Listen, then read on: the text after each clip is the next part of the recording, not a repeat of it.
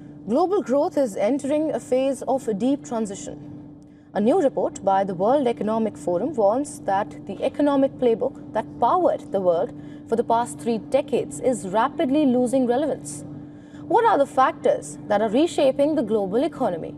Take a look at this next report for more. The global economy is entering a structural reset. A new report by the World Economic Forum warns that the growth strategy of the past 3 decades are losing relevance.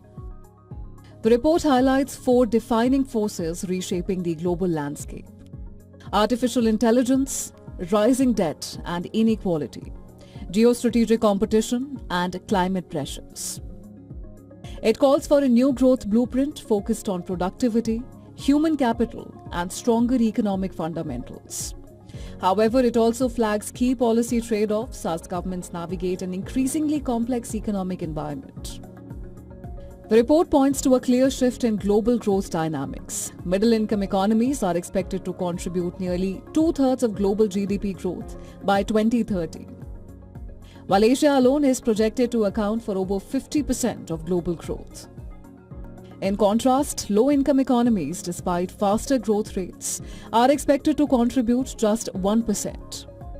Sectorally, growth will be driven by information technology services, advanced manufacturing, healthcare, and leisure industries.